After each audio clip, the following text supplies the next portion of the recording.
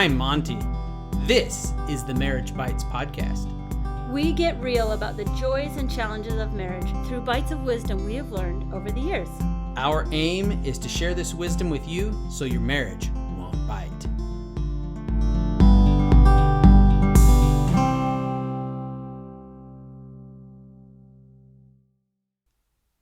All hands, brakes for impact! Oh, what are we doing? We're starting. I thought we'd start out from a line from Star Trek. Nemesis. I get them all confused. I don't know all the different names, but I believe you. Fair. Although, doesn't every Star Trek have brace for impact somewhere in it? Not all of it, but some of it. Well, most of them. It's not a good story if it doesn't have some sort of problem happening that makes somebody say brace for impact. I was going to say something else, like blurt out something else, but it was probably inappropriate. So my brain, my filter said, no, don't say this, go to Star Trek, because it's always going to be good. Okay, hopefully you've all been anxiously awaiting this week's episode. Because it's been a whole week. Yes, it has. Since we talked about burnout. It's actually been like 5 minutes for us. Shh. Trick photography. That's right. The magic of technology. Dun, dun, dun. Yes, so last week's episode was about burnout, what it is, what's causing it, and today we have for you the solution. Dun, dun, dun, dun. Self-care. Oh, snap. We've identified 6 things that can help reduce feelings of burnout. This is not a full exhaustive list. There are probably other things that work for you. Remember, you don't have to remember all 6.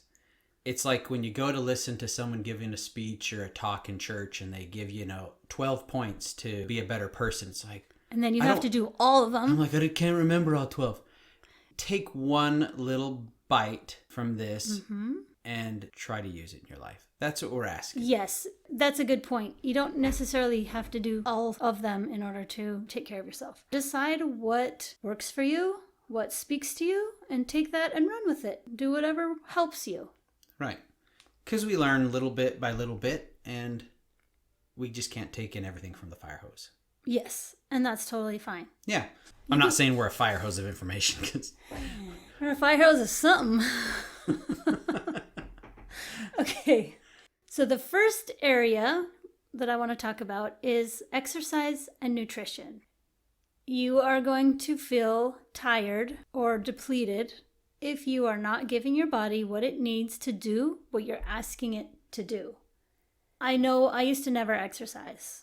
Maybe once in a while we'd go for a walk, or maybe sometimes we'd hike, or I'd ride a bike or something, but I didn't have any regular exercise. Once I started exercising, probably 5 or 6 years ago, I was amazed how good I felt. It's good for your cardiovascular system. It's good for all the systems. It's good for your emotions because exercise helps move energy through you. And from the book we mentioned last week, Burnout, they say that exercise is the number one way to complete the stress cycle. Remember we talked about you have the stressor and then you have the stress. And if the stressor goes away, but if the stress doesn't, then you have to complete the stress cycle in order to actually process the stress. Exercise is the number one way. There are other ways as well, which you'll have to read the book in order to find out what they are. It's a really good book. I think exercise is something that is a very personal thing. Some people think exercise, means you got to go to the gym for 3 hours and work your guts out. It could be as simple as going on a walk. It could be as simple as maybe going for a 20-minute jog. Right. There's the right exercise for everybody. And there's no one right way to exercise. What I like to say is the best exercise is the one that you will do. Yeah, really good point. If going for a walk is what you like, do that. If you like yoga, do that. If you like an upbeat exercise class, maybe a dance aerobics exercise class, or to do exercise together with other people, or to just do it on your own. Again, there's like as many people as there are as many ways to exercise. All right, so nutrition. Kind of the same thing for nutrition. The best food plan is the one that you'll do. Maybe it doesn't quite...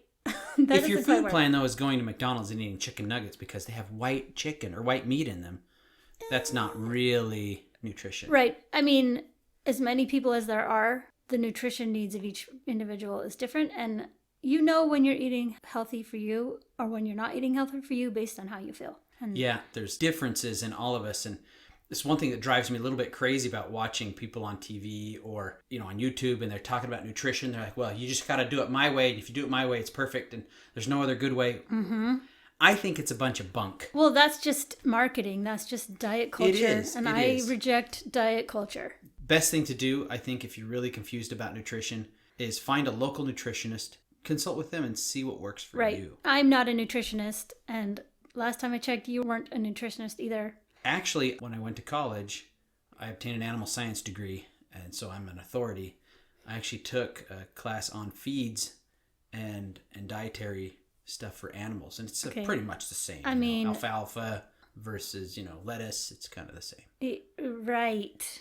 Yeah. So anyway, we're not advocating for any one particular nutrition plan, but I know that for me, I've found somebody who can help me take the supplements that I need.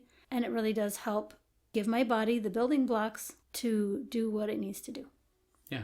It's good nutrition. You want to talk about the next one? Novelty. When I think of novelty, I think of something totally different that Jennifer from License 5 talks about. And if you know about her, you'll know what I'm talking about. Well, that is legit. So novelty is something that stimulates your brain. It could be anything from, a book to maybe listening to a podcast, the Marriage Bites podcast. That's what I was going to say. Yeah. Actually, it might make you dumber. I'm not sure if this one is stimulating or not. It's too early to know. Maybe it goes in the... I don't know. It just goes in the category of fun. So doing something that's fun, I think going on vacations. Wait, we're not talking about fun yet. We're still talking about novelty. Reading books, listening to podcasts, maybe an online course that you've always been interested in. Or sometimes it's something like changing your job at work, getting a promotion, moving into a different role, and now it's something new. You have new responsibilities. Uh-huh. Or going back to school for something that you've always been interested in.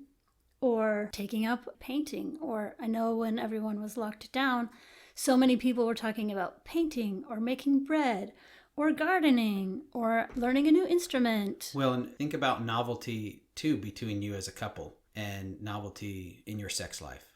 Maybe there's something you can do that's a little different than you've already been doing.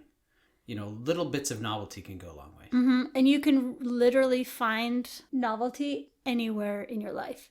Pick up a genre of book that you've never read before, if you like to read. Or, there's literally thousands of things you could do to introduce something new into your life. True. And how does this get you out of burnout?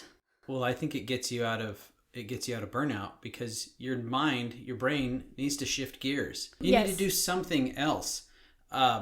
Famous movie out there, Charlton Heston, The 10 Commandments. 10 Commandments is a biblical story. So take it for what it's worth. But in the movie, Charlton Heston realizes that the Israelite slaves are working 7 days a week. And he says, man, they need to have a break. And so he institutes a day of rest.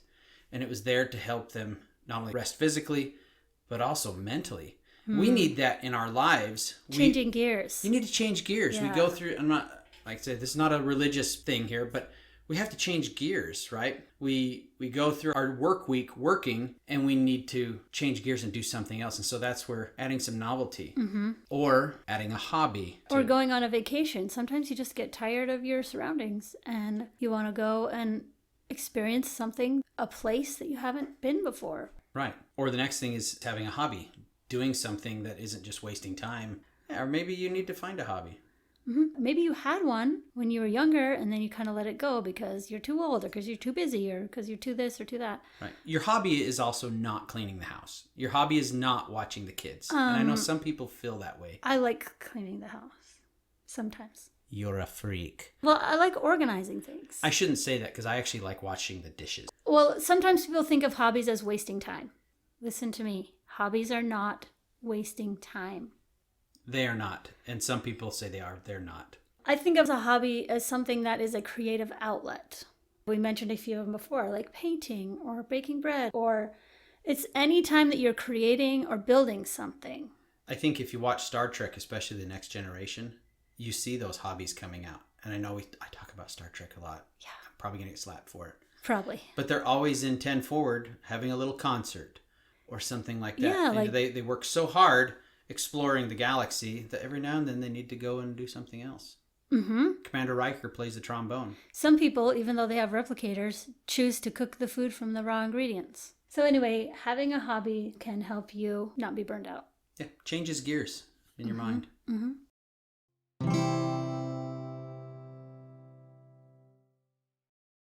Another thing that we talked about a little bit last week is rest. Now, I don't mean only sleep. It includes sleep, but not only. It also includes meditation. It also can include a spiritual practice if you have one. It might include watching a show you enjoy watching. Sometimes going on social media can feel like sometimes that's a double-edged sword, because sometimes going on social media can make you feel worse about yourself. So if it does that, then don't do that as a way of resting. But if it does really help you like feel better or give you a way to like unwind from the day, or kind of just disconnect from your work, or disconnect from sort of the negativity that you might have been feeling, which causes your burnout, whatever it is that helps you unwind. Vacations can go in the novelty category, also can go in the rest category, because often when you do go on a vacation, you intentionally put your work aside and then experience a new thing, do some resting. Maybe you lay on the beach, maybe you do other things you enjoy. So some of these things work in more than one category. They sure do. So the next one is connection. Finding time to connect with those that you love, those people that are close to you. How do we do that? So many ways. It can be as simple as eating a meal together as a family. Sometimes it's breakfast if everybody's home in the morning, but then not home in the evening. Or for us, we really do try to have a family dinner, which was easy to do until our kids got to be teenagers and went to work and went to social activities and I don't know, all the other places that teenagers go. They weren't always home for dinner time. But family dinner there's lots of research that talks about how family dinner is important, if that's your thing. It can just be as simple as talking with someone about something that you're concerned about.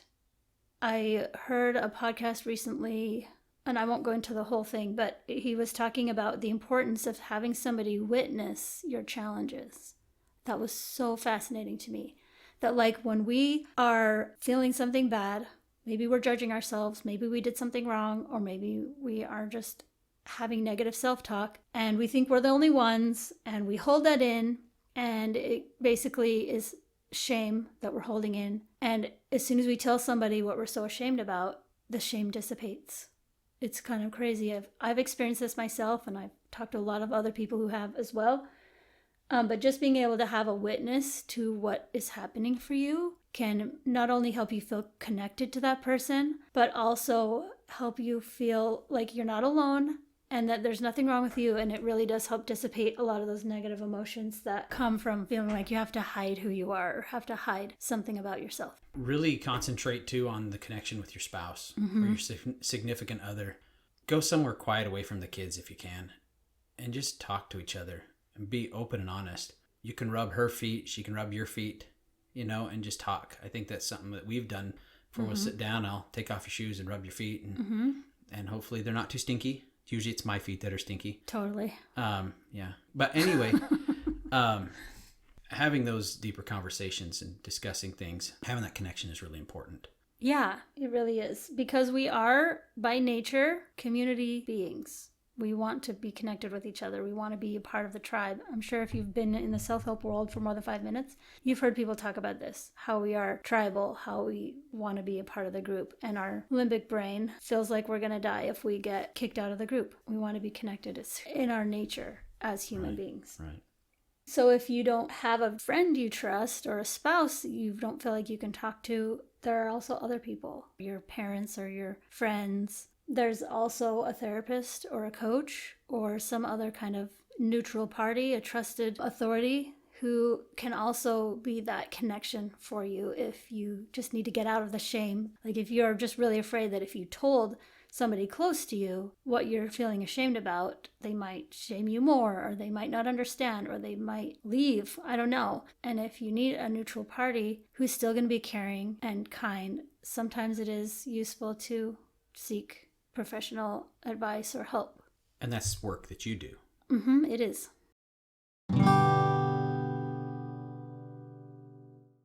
So the last thing that we're going to talk about is your mindset work, or changing your mindset.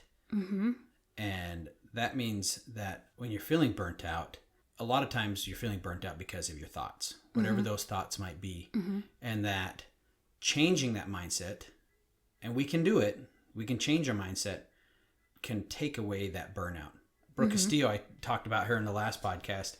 She talks about that very thing, is that changing your mindset can really take away that burnout. She talked about how she knows people who work long hours but still don't get burnt out. It's because of their mindset, their positivity. We all have that friend who is going a million miles an hour and never seems to stop. Right. Love him or hate him, I thought about Donald Trump. And that guy is a workaholic, and he seems to love what he does. He thrives on conflict. He thrives on building. He thrives on all those things. And you'd think, and I think he only gets 4 to 6 hours of sleep at night. And all the other times of the day, he's working. And you'd think that guy would get burnt out, but he's in his 70s and won't stop. It would be really interesting to have a conversation with him about burnout and how he experiences it and what he's thinking and how he's doing self-care, the things that we don't know about. In his private life, we don't know what he does, right? How he avoids burnout, but... I think there's others. I mean, not just talking about him, but look at all the successful billionaires out there. They seem to love what they're doing. They thrive on it, and they don't seem to get burnt out. Now, they do get to go on vacations. They do get to do things others don't. Also, they may be more burned out than we realized. So we don't know that they're not getting burned out. But I've seen people who are not billionaires, who are just your everyday Joe out there, loving what they're doing and have a positive attitude. And in fact, I worked with a guy a few years back. He's since moved on to another job, but the guy dealt with a lot of bad stuff. And he was so positive about everything. He loved his job. And he's still doing that kind of work today. And I would think, man, how is he able to be so positive? It's just, he chose to be positive. And he chose to love what he did. His mindset caused him to continue on in dealing with some really challenging situations. I think one really important thing to talk about when you're discussing changing your thoughts is that it's not enough to just try to force yourself to think new things. You have to be able to really believe them. And I think that's how it ties in with all the other things that we talked about. Mindset is the key, but all of the other things support the mindset work. When I have enough sleep, it's so much easier to think different thoughts, to believe different things, and not just go straight to the negative. When I have something that stimulates my mind, when I have some novelty or some rest or a vacation, maybe something to look forward to, it's so much easier to have more positivity. And that's why all of these things all kind of work together. They do. And I think as far as mindset goes, it's one of those easier said than done type of things. It's easy to say, well, just change your mindset and everything will be fine. Well, it's not always easy. It definitely takes intention and work. It does. And I think people hearing this, I think some of you have probably already thought, wow, yeah, change your mind on things or change how you're thinking. Yeah, that's a bunch of bullcrap. But it can be done. The thing is you might need some help. And that's what's great about coaches, is coaches go out there and they help people change their mindset. They help people come up with mind solutions or solutions to be able to think of things in a more positive light. And so if you're having a hard time coaching your own mind on something or changing the way you think or feel about something, there's professionals out there who can really help you. The main goal of coaching is to help a client gain awareness of what's happening in their mind. And come up with their own solutions. Yes, and sometimes you can't see what you can't see, but a neutral other can. When I'm talking with people, it's really interesting that I'll be coaching somebody who's going through something very similar to what I'm going through. And yet still when they talk, I'm like, oh, I know exactly what thought is causing your problem for you. I actually have a good example of that. Well, it's more of a generalized example. And that is your spouse. Your spouse will see things in you or places you need to change that you won't see yourself. So it's important to listen to your spouse and what they're saying, because what they're saying might be true about you. Very true. And that's not always easy to stomach. Well, and it's easier to hear it from somebody that you're not sleeping with. So if that's a thing, I mean, yeah. Right. I don't want to negate the physical aspect, because we talked about how it is about your mindset. There also are physical aspects, like if your body is depleted. And sometimes I think people oversimplify it if they're like, well, just change your thoughts and you're good. addressing the physical aspect is so important because the two work together so much. You can't just say, this is my mind and this is my body, and they're two separate things. That's not the way we work. Our minds and our bodies affect each other. Everything that affects our mind affects our body too. And so we can't separate them out. So physical improvements helps your mindset. Mindset improvements help your body as well. And so working on both of them in conjunction with each other can help you sort of get out of the burnout. Yeah. So the 6 things are exercise and nutrition, novelty, having a hobby, getting rest, having connection, and mindset work. Right.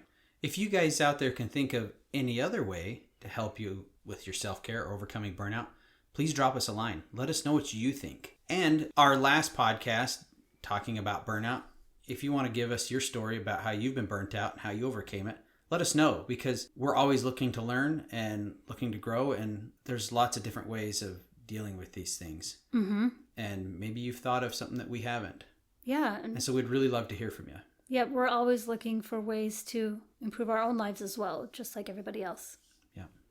So thanks for listening. Hope you guys have a great week.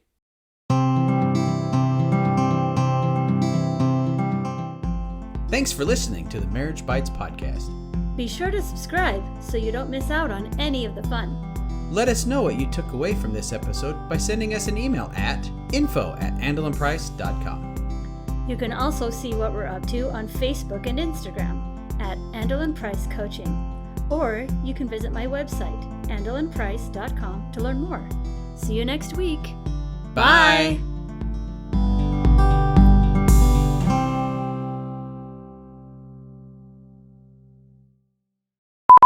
I really enjoy lifting power rings to my mouth, and they're delicious. That's not exercise. That's eating donuts. Dang it! Maybe we're going for something a little bit more than that. Well, how about those fruit pies that are filled with berries? Got berries in them. Those are a superfood. Those are not good. Or chocolate-covered strawberries. Another Okay, I superfood. can get on board with chocolate-covered strawberries see, I because knew I'd get chocolate you- is good for you. I knew they I'd say. get you a superfood somewhere. Although I don't think I would call organizing a hobby of mine exactly. You don't do it enough for it to be a hobby. My hobbies are music related. Rude. Rude. I can't believe you said that. I'm still over here laughing. I don't even know what to say now. Oh, great. That's a legit way of getting novelty. But when I think about novelty, I think about ice cream. I don't know. They call them ice cream novelties, and that's what I think about. I don't know why.